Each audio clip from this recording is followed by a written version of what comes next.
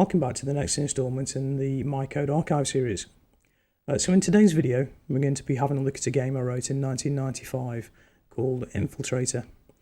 Now this game was written on the Commodore Amiga 500 Plus in Amos Professional. So I would have been about 17 at the time, going through my A-levels, maybe spending about 3 to 4 hours on an evening, 3 days a week maybe. So that gave me a good maybe 10 to 12 hours a week to have a good go at the code for this. The gameplay footage you're about to see is from the native compiled executable disk, and the only one that I can find in my collection now. It doesn't represent the final version. This one has a few bugs, unfortunately, but you know, we can still have a look at it, talk about it, critique it, and yeah, just generally have a little chat about it and see how good or bad it is. So it's on with the show. So first of all, thinking forward, we've got the advertisement for the second version of it, called Revolution. I do have some code for this one, but it's in a very, very beta state. Then we've got Solar Technologies, which was the group name that we decided to call ourselves. We've got the code there done by myself. I was Enigma at the time. Fantastic name. GFX, and the music was done by Forte, the same person as did the music for the ESP demo that was in the previous video. So the disk is now loading the main introduction for the game, which has very much an Aliens-based kind of theme to it.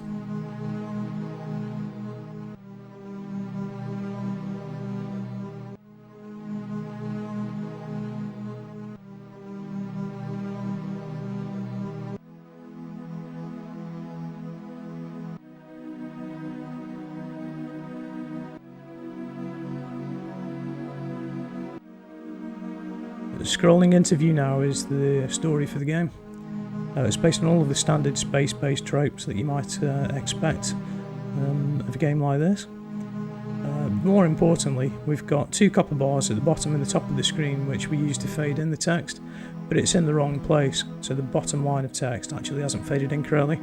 I believe there's a screen offset problem, and that'll become evident in a moment. Once that screen's cleared of text, we're going to leave one behind. So that line at the bottom, it shouldn't be there, and yeah, it's just a throwback from the code not being quite right on those screen swaps and copper bar placements. Whilst the main game now loads from the floppy disk, I'll just quickly explain that yeah, this game is now running natively on the A1200, which is obviously a faster processor than the machine it was designed for, the A500 Plus. And you'll see as we get into the gameplay, the actual game loop, the mechanics of the game are running a little bit too fast, and it's quite difficult to control. So yeah, we're coming now into the main screen for the game. The main interface now for the game. So we have play, we have quit, we have level data and level code. So each of the levels in the game has a specific code, like a password that you can type in at the level code screen. The level data shows you a description and a map for that particular level that you've selected. Play obviously to play the game, quit to quit back to Amiga DOS. So we've selected level data now. So it's a quick introduction to the first level, a bit more story. Whilst the screen slowly fills with text, I'll explain the mapping system that we had within the code. So the game is based on a 12 by 10 grid, which is made up of strings. So you'd have a string of 12 characters with a new line at the end, and then you'd have basically 10 of those, and that would make the first screen of the map.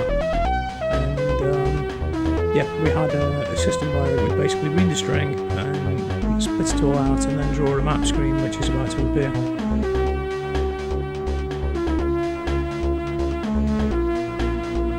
So you can see this first level is made up of 5 by 3 screens, each of 12 by 10 characters within the string itself.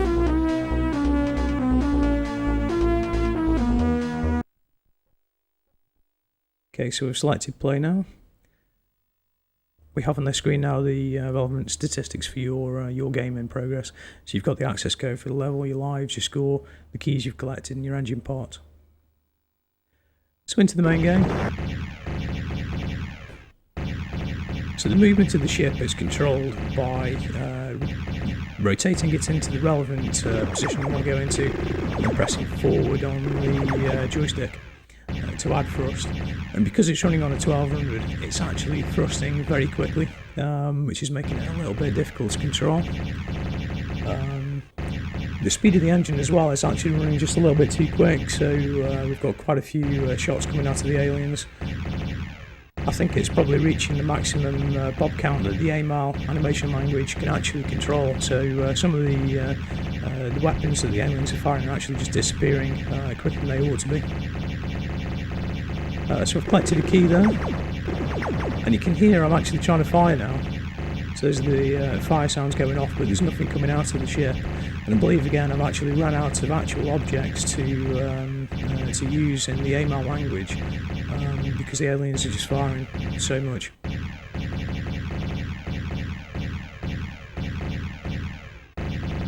So we come on to the next screen now, and this proves quite difficult because this screen is actually responding very quickly to the joystick, so the thrusting is just happening too quick for the little micro movements that you actually need to do.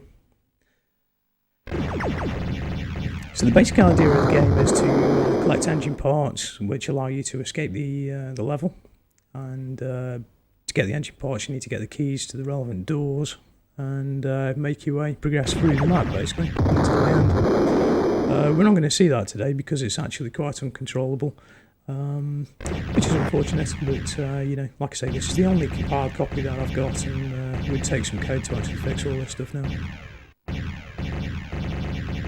So I'm going to go away from that screen and go over to this one over here just to show you a few different screen variations that we've got.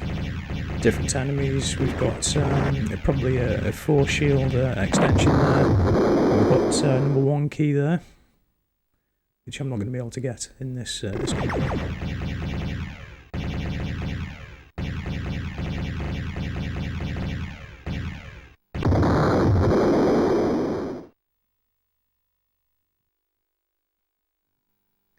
So we have a map key as well when you're in the game, so you can get an in-game map on the screen. Not quite positioned right again. Yeah, some of the screen offsets are just woefully wrong on this version. So the ship has a shield, and it's not a one-hit death. Now I remember the game being rather difficult actually when it was running on the A500 plus speed. The mechanics of the movement, where you can only move on the X and Y axis with thrust and then pull back to stop, meant that basically you're really constrained in the way you can move, and you've got to time the stops and starts really carefully, and it's just exacerbated in the speed in which this is running at, unfortunately.